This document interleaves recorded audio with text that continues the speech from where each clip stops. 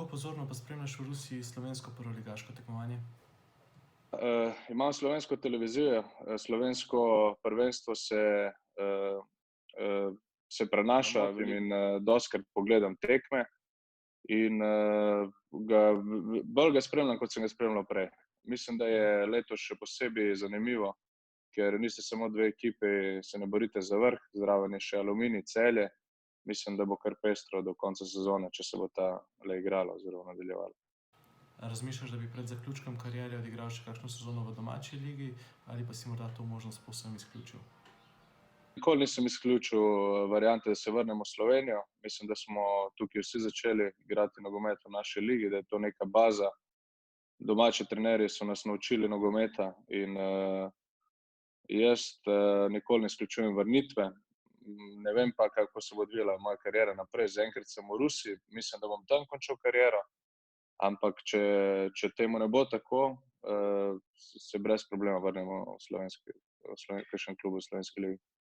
Če bi te vprašal, da našteješ enajsterico po tvojem izboru najboljših igralcev, ki so nastopili v slovenski ligi, sam lahko izbereš sistem igranja, sam lahko izbereš igralce, kakšna bi bila ta enajsterica? Zelo težko vprašanje zame. Res je, da sem take generacije, ko sem igral s starejšimi igralci, ki so zdaj že končali kariero, oziroma s temi, ki še vedno igrajo in so igrajo na slovenskih prostorih oziroma v tujini. Ampak moja enajsterica, če bi bil jaz trener, na primer, oziroma kot igralec, sistem bi bil 4-3-3. Na gol bi postavil Jasmina Handanovića, izjemen vratar, izjemen človek. Mislim, da je tako v Kopru, Mariboru in ostalih klubih, ki jih je igral v slovenskem prostoru, pustil velik pečat, osvojil prvenstvo, mislim, da tudi pokal, veliko lovorik, se vrstil v Ligo prvakov, Ligo Evrope, je izjemen in bi jaz njega izbral. Res je, da imamo mi še dva najboljša vratarja na svetu, Jana Oblaka in Samirja Handanovića, vendar sta zelo kratko igrala v slovenski ligi in zato sem izpostavil Jasmina Handanovića. Na levo stran, na levega bočnega branilca bi postavil Sebastjana Gobca. Mislim, da je rekorder po nastopih v slovenski ligi, je izjemen vodja, kapetan, skupaj so igrala tudi v reprezentanci, bil je tudi nekaj časa moj idol in sem se odločil za Sebastjana. V centralni del obrambe bi postavil dva stebra obrambe, Mirana Srebrniča in Boštjana Cesarja.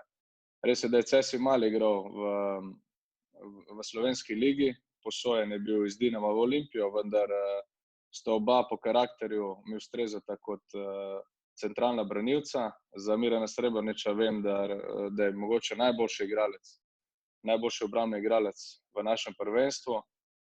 Izjemen vodja in veliko sem se od njega naučil. Na desno stran bi postavil Branka Ilića.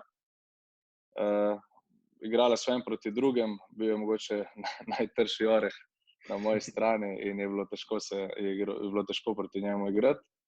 Potem v vezno linijo bi postavil Roberta Korena in Milenka Ačimovića, oba izjemna igralca, veliko dala slovenskemu nogometu. Mislim, da težko najdemo boljše igralce, za njih dva sem prepričan. Potem pred njih bi postavil Valterja Birso, z njim sem osvojil prvenstvo v Gorici, pokal smo osvojili tudi takrat in moj prijatelj v reprezentanci, 15 let so bila Cimerja v reprezentanci, tako da njega nisem mogel izpustiti.